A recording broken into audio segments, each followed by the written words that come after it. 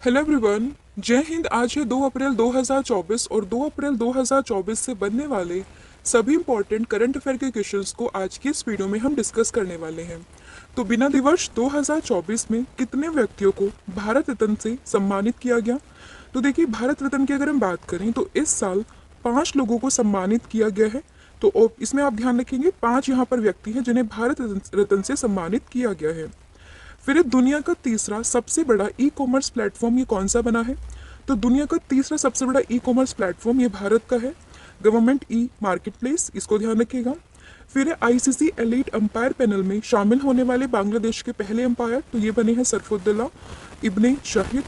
फिर भारतीय वायुसेना अप्रैल 2024 में कौन सा मेगा अभ्यास करने जा रही है? तो ये करने जा रही है गगन शक्ति। फिर स्वामी स्मरानंद महाराज का निधन हो गया। ये रामकृष्ण मिशन के कौन से क्रम के अध्यक्ष थे? तो ये 16वें क्रम के अध्यक्ष थे, आप ध्यान रखेंगे। फिर कहाँ पर दुनिया के सबसे पहले ओम आकार के मंदिर का उद्घाटन किया गया? तो दुनिया का पहला ओम आकार का जो ये मंदिर है, इसका उद्घाटन हुआ है राजस्थान के पाली में, ये आप ध्यान रखेंगे। फिर कौन सा देश बालों के भेदभाव से निपटने के लिए विधेयक पारित करने वाला पहला देश बन गया है? तो ये बनेगा आपका फ्रांस।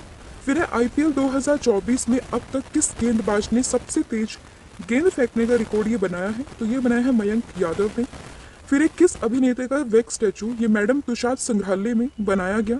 तो ये बना है अल्लू अर्जुन का। तो ये आप ध्यान रखेंगे। ये था आपका लास्ट क्लास का रिवीजन। अब हम कर लेते हैं आज की क्लास की शुरुआत। तो सबसे पहले जो हम क्वेश्चन डिस्कस करने वाले हैं वो है आपका मार्च 2024 में आपदा जोखिम न्यूनीकरण के विशेष प्रतिनिधि के रूप में ये किसे नियुक्त किया गया है? तो देखिए, यहाँ पर आपसे पूछा है कि special representative for disaster risk reduction ये कौन अभी अपॉइंट हुए हैं, तो इनका नाम आपको बताना है। तो देखिए, ये बने हैं अभी कमल किशोर। तो ऑप्शन नंबर ए आप यहाँ पर याद रखेंगे। आप इनकी इमेज देख सकते हैं, ये है कमल किशोर, जो कि अभी आपका जोखिम न्यूनीकरण के विशेष प्रतिनिधि के रूप में अभी नियुक्त किए गए हैं। इनकी नियुक्ति किसने की है? तो देखिए, अगर आपको याद हो, यूएन के जो महासचिव हैं अभी वर्तमान में, जिनका नाम है एंटोनियो गुटेरेस, उन्होंने इनकी नियुक्ति की है। और वर्तमान में अगर हम बात करें कमल किशोर की, तो ये राष्ट्रीय आपदा प्रबंधन प्राधिकरण में सचिव के पद पर तैनात है, आपको ध्यान रखना है। इसके अलावा जब भारत ने G20 की प्रेसिडेंसी की थी, यानी कि जब उसकी अध्यक्षता की थी, तो उसी के दौरान में किशोर ने आपदा जोखिम न्यूनीकरण पर G20 कार्य समूह का नेतृत्व भी किया था। तो ये भी आपको इसमें ध्यान रखना है। तो ध्यान रखिएगा, कौन बने हैं special representative for disaster risk reduction? तो इनका नाम है कमल किशोर। अब देखिए, अगर हम अदर ऑप्शन को डिस्कस करें तो इसमें आपने नाम सुना होगा मनोज सोनी का। तो मनोज सोनी ये यूपीएससी के चेयरमैन है, ये आपको ध्यान रखना है। यूपीएससी के वर्तमान में चेयरमैन तो ये है आपके मनोज सोनी। किशोर मकवाना की अगर हम बात करें तो अभी वर्तमान में ये अभी जो है राष्ट्रीय अनुसूचित जाति आयोग, जिसको हम कहते हैं ना NCSC, यानी कि national commission for schedule caste, उसके अध्यक्ष चुने गए हैं। वहीं अगर हम बात करें AM खानविलकर की, तो ये लोकपाल के नए अध्यक्ष चुने गए हैं। तो ये भी आपको ध्यान रखना है, लोकपाल के नए अध्यक्ष चुने गए हैं। तो ये था आपका पहला क्वेश्चन। अब हम बढ़ते अपने नेक्स्ट क्वेश्चन की तरफ, और अगला क्वेश्चन है आपका मार्च 2024 में अंतर्राष्ट्रीय संस्कृति पुरस्कार से किसे सम्मानित किया गया? तो देखिए, अगर हम बात करें अंतर्राष्ट्रीय संस्कृति पुरस्कार 2024, तो ये मिला है किसको? इनका नाम है प्रोफेसर मीना चरंदा। तो ऑप्शन नंबर बी आप यहाँ पर याद रखेंगे। इमेज में आप देख सकते हैं, ये है प्रोफेसर मीना चरंदा। अब देखिए, अगर हम बात करें मीना चरंदा की, तो ये दिल्ली विश्वविद्यालय के कालिंदी कॉलेज के प्रिंसिपल हैं, और ये सम्मान उन्हें शिक्षा और समाज सेवा के क्षेत्र में उनके उल्लेखनीय कार्य के लिए दिया गया है। किसके द्वारा दिया गया? तो देखिए, सुकरात सोशल रिसर्च यूनिवर्सिटी ट्रस्ट के द्वारा इन्हें पुरस्कार दिया गया। तो ध्यान रखिएगा कि अंतर्राष्ट्रीय संस्कृति पुरस्कार 2024 ये मिला है प्रोफेसर मीना चरंदा को। तो ये आपको ध्यान रखना है। अगर हम अदर ऑप्शन की डिस्कस करें तो देखिए, अदर ऑप्शन में सबसे पहले हम डिस्कस करते हैं नरेंद्र मोदी जी को। तो देखिए, अभी नरेंद्र मोदी को भूटान की यात्रा पर थे, तब इन्हें भूटान का जो सर्वोच्च नागरिक सम्मान था उससे सम्मानित किया गया था। तो अगर आपको याद हो, ये क्वेश्चन हमने कवर कराया था। तो नरेंद्र मोदी जी को जो भूटान का सर्वोच्च सम्मान है उससे सम्मानित किया गया था, जिसका नाम क्या था? तो उसका नाम था ऑर्डर ऑफ ग्यालपो। तो इस तरीके से आप ध्यान रखेंगे, ऑर्डर ऑफ ग्यालपो करके अवार्ड था जिससे इन्हें सम्मानित किया गया था, ये आपको ध्यान रखना है। मिशेल टेलीग्रैंड की बात करें तो अभी हाल ही में एबल पुरस्कार मिला है, ये भी आपको ध्यान रखना है। और वहीं अगर हम बात करें रिकेन यामा मोटो की, तो इन्हें पृथ्वीजर अवार्ड से सम्मानित किया गया था। तो ये भी आपको ध्यान रखना है कि जो पृथ्वीजर अवार्ड था जो कि दिया जाता है आर्किटेक्चर के फील्ड में, तो उसे इन्हें सम्मानित किया गया था। तो ये भी आप इनका ध्यान रखेंगे, ठीक है। तो ये आप सभी ऑप्शन आपके डिस्कस हो चुके हैं। आगे बढ़ते हैं अगले क्वेश्चन की तरफ। तो देखिए अगला क्वेश्चन है, भारतीय नौसेना ने ऑपरेशन संकल्प के तहत किस देश के जहाज जिसका नाम है अलकंबार को बचाया है? तो ये आपका किस देश का जहाज था? तो ध्यान रखिएगा ये जहाज था आपका कहाँ का?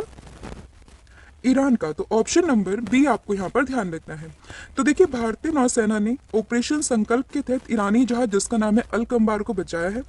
भारतीय नौसेना ने 29 मार्च 2024 को हिंद महासागर में एक ईरानी मछली पकड़ने वाले जहाज अलकंबार और उसके 23 पाकिस्तानी नागरिकों के चालक दल को बचाया है। समुद्री सुरक्षा अभियान के हिस्से के रूप में भारतीय नौसेना ने समुद्री डकैती रोधी, ड्रोनी रोधी और मिसाइल रोधी ऑपरेशन संकल्प ये अभियान चलाया है। अगर हम बात करें वर्तमान में हमारे भारतीय नौसेना अध्यक्ष कौन है, तो ध्यान रखिएगा ये है आपके एडमिरल आर हरि कुमार। तो इनका नाम आपको ध्यान रखना है। अब ये तो था आपका ऑपरेशन संकल्प से संबंधित क्वेश्चंस कि इसने भी अलकंबार को बचाया, तो ये क्वेश्चन आपके लिए काफी इंपॉर्टेंट हो जाता है। वहीं अगर हम अदर ऑप्शंस को डिस्कस करें तो देखिए अभी कुछ दिन पहले हमने हैती के बारे में पढ़ा था। यहाँ पर चला था ऑपरेशन इंद्रावती। ऑपरेशन इंद्रावती के तहत क्या हुआ था कि जो हैती में फंसे हुए लोग थे उनको उसी के जो पड़ोसी मुल्क था जिसका नाम था डोमिनिकल गणराज्य, वहां पर ट्रांसफर किया गया था। तो ये ध्यान रखेंगे ऑपरेशन इंद्रावती ये संबंधित है आपका हैती से। अगर हम बात करें यूक्रेन से कौन सा ऑपरेशन आपका संबंधित है, तो यहाँ पर है आपका ऑपरेशन गंगा। तो ऑपरेशन गंगा के तहत क्या हुआ था कि एक मिशन लॉन्च किया गया था जिसमें कि क्या था, इंडियन गवर्नमेंट ने जितने भी मतलब भारत के जो भी नागरिक थे यूक्रेन में वो फंसे हुए थे, जो अपनी इच्छा से आना चाहते थे उनको वहां से निकालने का ये ऑपरेशन था। तो इसका नाम भी आपको याद रखना है, जो कि ऑपरेशन आपका क्या, गंगा। वहीं अगर हम बात करें तो operation which is related to Myanmar, तो इस ऑपरेशन का नाम क्या है? तो ये है आपका ऑपरेशन करुणा। तो ये भी आपको ध्यान रखना है कि ऑपरेशन करुणा ये हमने लॉन्च किया था अराउंड मई 2023 के दौरान, जब वहां पर एक साइक्लोन था मोचा के नाम से वो आया था। तो उसी के रेस्क्यू में यहाँ पर ये ऑपरेशन यहाँ पर चलाया गया था। तो ये भी आपको ध्यान रखना है। अब आप मुझे करंट में जो अभी एक ऑपरेशन हुआ है ऑपरेशन अजय, तो उसके बारे में आप मुझे बताओगे कमेंट सेक्शन में कि ऑपरेशन अजय ये किससे संबंधित है, ठीक है। ये आपका होमवर्क रहेगा, आपको इसको बताना है कमेंट सेक्शन में। अगला क्वेश्चन है आपका, हाल ही में किस कंपनी ने ट्रैक्टर कारोबार बंद करने का फैसला लिया है? तो ट्रैक्टर कारोबार को बंद करने का फैसला ये कौन सी कंपनी ने लिया है? तो ये लिया है फोर्स मोटर्स ने। तो ऑप्शन नंबर सी आपको यहाँ पर ध्यान रखना है। तो देखिए भारतीय कंपनी फोर्स मोटर ने ट्रैक्टर कारोबार बंद करने का फैसला किया है। कब से अपना ट्रैक्टर कारोबार बंद कर दिया? तो 31 मार्च 2024 के बाद से इन्होंने ये कहा है कि ये अब भारत में मतलब ये बेसिकली ट्रैक्टर कारोबार को बंद कर देंगे। फिर फोर्स मोटर के अनुसार वित्तीय वर्ष 2023 में कृषि ट्रैक्टरों की बिक्री कंपनी के कुल राजस्व का सिर्फ 3.66% थी। और अगर हम बात करें फोर्स मोटर्स की, तो एक भारतीय ऑटोमोबाइल कंपनी है जिसकी स्थापना ये हुई थी 1958 में। किसके द्वारा? एनके फिरोदिया के द्वारा, ठीक है। और फोर्स मोटर की अगर हम बात करें तो छोटे वाणिज्यिक वाहनों के निर्माण में लगी हुई है। और फोर्स मोटर्स ने चेन्नई प्लांट में एसयूवी और बीएमडब्ल्यू कारों के इंजन का निर्माण कार्य भी किया जाता है। तो ये भी आपको इसमें ध्यान रखना है। तो क्वेश्चन क्या है आपका कि ट्रैक्टर कारोबार बंद करने का फैसला ये किया है किसने? फोर्स मोटर्स ने। अगला क्वेश्चन है, किस राज्य में दुनिया के सबसे बड़े तांबा विनिर्माण संयंत्र का शुभारंभ किया गया? तो दुनिया के सबसे बड़े तांबा विनिर्माण संयंत्र का शुभारंभ ये अभी कहाँ पर किया गया? तो आपको ध्यान रखना है अडानी, जो आपने सुना होगा नाम अडानी लिमिटेड का, उसी के द्वारा ये हुआ है। और इसका सही आंसर है आपका क्या? ये है आपका गुजरात। तो ऑप्शन नंबर ए आपको यहाँ पर ध्यान रखना है। तो देखिए अदानी ग्रुप ने दुनिया के सबसे बड़े एकल स्थान कॉपर प्लांट का संचालन ये शुरू किया। कहाँ से किया? तो ये किया है गुजरात के मुंद्रा में। किस कंपनी के द्वारा? तो Kutch copper Adani enterprises limited की सहायक कंपनी है उसी के द्वारा। और यह संयंत्र तांबे के आयात पर भारत की निर्भरता को कम करने और स्वच्छ ऊर्जा में परिवर्तन का समर्थन करने में मदद करेगा। यह पहला चरण है, इसमें 0.5 मिलियन टन प्रतिवर्ष उत्पादन होगा और दोनों चरण 2029 तक पूरा होने के बाद यह सालाना 1 मिलियन टन तांबे का उत्पादन यहाँ पर करेगा। तो ध्यान रखिएगा दुनिया के सबसे बड़े तांबा विनिर्माण संयंत्र का शुभारंभ ये हुआ है कहाँ पर? गुजरात में। किसके द्वारा? तो अडानी की ही एक सहायक कंपनी है जिसका नाम है कच्छ कॉपर। तो ये क्वेश्चन आपके लिए इंपॉर्टेंट हो जाता है, ये आपको ध्यान रखना है। इसके अलावा आपके लिए एक और होमवर्क है, आपको मुझे बताना है कि अभी सीसीआई ने एक कंपनी को मतलब अप्रूव किया था जिसको पूरा का पूरा टेक ओवर किया है अडानी ने, तो आपको उसका नाम बताना है कि वो कौन सी कंपनी है और वो कहाँ पे है। ठीक है, तो वो आपको मुझे कमेंट सेक्शन में बताना है। अगला है, हाल ही में अंतर्राष्ट्रीय बाजरा वर्ष 2023 का समापन समारोह ये कहाँ पर हुआ है। तो अगर हम बात करें अंतर्राष्ट्रीय बाजरा वर्ष 2023 का समापन समारोह ये हुआ है आपका कहाँ पर, तो इसका सही आंसर है आपका इटली। तो ऑप्शन नंबर बी आपको ध्यान रखना है। तो देखिए, आप सभी को याद होगा कि साल 2023 ये हमने मनाया है एज अ अंतर्राष्ट्रीय बाजरा वर्ष, तो उसी का समापन समारोह इस वर्ष इस कहाँ पर हुआ है, तो ये हुआ है कहाँ पर आपका इटली में इसका जो है समापन समारोह हुआ है। तो देखिए, खाद्य और कृषि संगठन ने अंतर्राष्ट्रीय बाजरा वर्ष 2023 का समापन समारोह ये किया है। कब किया है? 29 मार्च को किया है। कहाँ पर किया है? तो रोम इटली। रोम इटली में क्यों? क्योंकि जो आपका FAO है यानी कि कृषि खाद्य एवं कृषि संगठन, उसका मुख्यालय भी कहाँ पर है?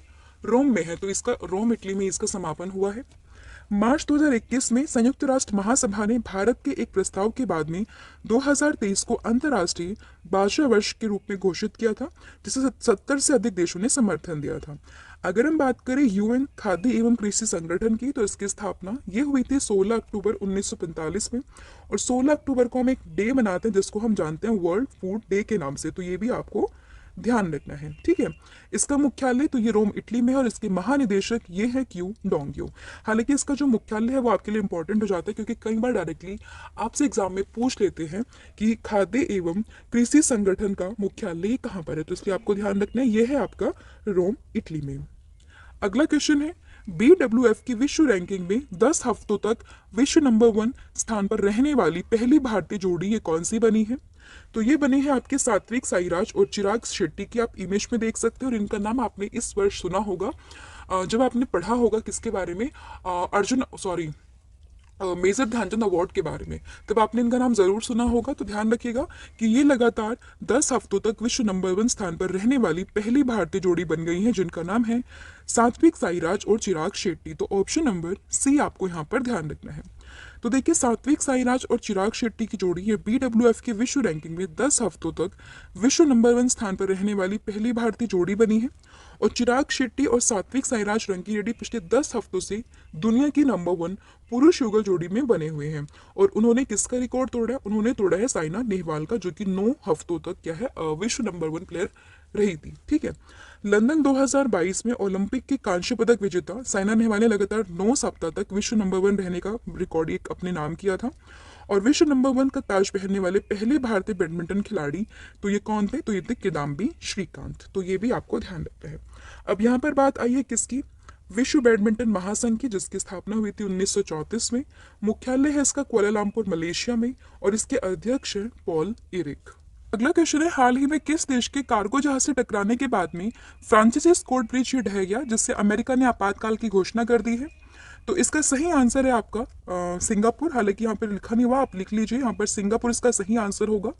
कि जो जहाज था ये सिंगापुर का जहाज था, जिससे जो टकराया फ्रांसीसी स्कोट ब्रिज से, और उसके बाद में अमेरिका ने अपने देश में यहाँ पर आपातकाल की घोषणा कर दी थी। तो ध्यान रखिएगा, सिंगापुर का ये जहाज था, और तो ये कहाँ पर टकराया? तो ये अमेरिका में के बाल्टीमोर में टकराया है, और उसके बाद में अमेरिका ने यहाँ पर आपातकाल की घोषणा कर दी है। तो देखिए, सिंगापुर के झंडे वाला जहाज ये बाल्टीमोर में रुका हुआ था, उसके बाद ये कोलंबो के लिए जाने वाला था, और वहां पर फ्रांसीसी स्कोट ब्रिज से टकरा गया, जिससे ब्रिज पूरी तरीके से ढह गया।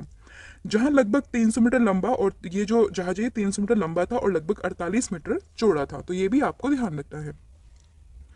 अगला है, हाल ही में फिक्की महिला संगठन के अध्यक्ष ये कौन बनी है। तो फिक्की महिला संगठन की अध्यक्ष तो ये बनी है कौन? इनका नाम है जयश्री दास वर्मा। तो ऑप्शन नंबर सी ये आप यहाँ पर याद रखेंगे। तो जयश्री दास वर्मा ने उद्योग मंडल फिक्की महिला संगठन के 41वें राष्ट्रीय अध्यक्ष के रूप में पदभार संभाला है। FLO की अगर हम बात करें, यानी कि फिक्की महिला संगठन की, तो ये दक्षिण पूर्व एशिया का सबसे पुराना महिला केंद्रित कारोबारी संगठन है। तो ये भी आपको यहाँ पर ध्यान रखना है। अदर ऑप्शन को अगर हम डिस्कस करें, तो आपने जय वर्मा सिन्हा का नाम कई बार सुना होगा। ये रेलवे बोर्ड की अध्यक्ष बनने वाली पहली महिला है। रेलवे बोर्ड से इनका संबंध है, ये आप ध्यान रखेंगे। रवनीत कौर की बात करें तो कंपटीशन कमीशन ऑफ इंडिया इसके ये अध्यक्ष है, तो ये भी आपको ध्यान रखना है। वहीं अगर हम बात करें रश्मि शुक्ला की, तो रश्मि शुक्ला भी काफी न्यूज में थी। अगर हम बात करें रश्मि शुक्ला, तो ये महाराष्ट्र की पहली महिला DGP थी। तो ये भी आपको ध्यान रखना है। ये DGP है कहाँ की? महाराष्ट्र की। तो ये भी आपको ध्यान रखना है। अगला क्वेश्चन है आपका, हाल ही में उड़ीसा दिवस, जिसको हम उत्कल दिवस भी कहते हैं, ये कब मनाया गया? तो उड़ीसा दिवस और उत्कल दिवस ये मना है आपका 1 अप्रैल। तो ऑप्शन नंबर ए आपको यहाँ पर ध्यान रखना है। तो देखिए, उड़ीसा दिवस जिसे उत्कल दिवस के रूप में भी जानते हैं, ये हर वर्ष 1 अप्रैल को मनाया जाता है। यह दिन उड़ीसा राज्य के अलग प्रांत के रूप में गठन की याद को दिलाता है और यह हर साल 1 अप्रैल को हम मनाते हैं। अगर हम बात करें वर्ष 1936 में 1 अप्रैल को देश के प्रथम भाषा आधारित राज्य के तौर पर उत्कल प्रांत का गठन हुआ था और उसके बाद में लोकसभा ने उड़ीसा विधेयक और संविधान विधेयक यानी कि 113वां संशोधन मार्च 2011 में इसका नाम बदलकर उड़ीसा ये कर दिया था। तो ये भी आपको इसमें ध्यान रखना है। तो ये था आपका आज का करंट अफेयर, जिसमें हमने सभी क्वेश्चंस को डिस्कस किया। होपफुली आपको वीडियो पसंद आया होगा। अब हम डिस्कस कर लेते हैं आपका स्टैटिक रिविजन वाला पोर्शन। तो देखिए, स्टैटिक जीके में आज हम डिस्कस करेंगे चंद्रमा पर कदम रखने वाला प्रथम व्यक्ति कौन थे? तो ये थे नील आर्मस्ट्रॉन्ग। फिर है मनुष्य शरीर में सबसे छोटी हड्डी का नाम, तो ये होता है स्टेपीज। अब ये तो है सबसे छोटी। अब आप मुझे बताओगे मानव शरीर में सबसे बड़ी हड्डी ये कौन सी होती है? इसका आंसर आप मुझे कमेंट सेक्शन में दोगे। फिर है सूर्योदय का देश, ये किस नाम से मतलब कौन सा है? तो ये है आपका जापान। सबसे प्राचीन वेद, तो आपके 4 वेद हैं, उसमें सबसे प्राचीन ये है आपका ऋग्वेद। सर्वप्रथम किसने सम्राट अशोक के अभिलेखों को पढ़ा? तो ये थे जेम्स प्रिंसेप। भारत का शेक्सपियर, तो ये कहते हैं कालिदास को। इंसुलिन का प्रयोग कौन सी बीमारी में होता है? तो ये होता है मधुमेह यानी कि डायबिटीज में। शहीद आजम नाम से कौन जाने जाते हैं? तो ये जाने जाते हैं भगत सिंह। इंकलाब जिंदाबाद का नारा ये दिया था भगत सिंह ने। अभी इनके जो है शहीद दिवस हम मनाते हैं 23 मार्च को, तो ये भी आपको ध्यान रखना है। विश्व रेड क्रॉस दिवस ये मनाते हैं हम 8 मई को, ठीक है। तो ये भी आपको इसमें ध्यान रखना है। तो ये था आपका स्टैटिक रिवीजन। और लास्ट क्लास में हमने डिस्कस किया था आपसे, मतलब आपसे पूछा था कि भारतीय बैंक संघ का नया अध्यक्ष किसे चुना गया? तो इसका सही आंसर था MV राव। और आपका आज का क्वेश्चन है, कौन सा खाड़ी देश पहली बार मिस यूनिवर्स प्रतियोगिता में भाग लेगा? तो इसका आंसर भी आप मुझे कमेंट करके बताओगे।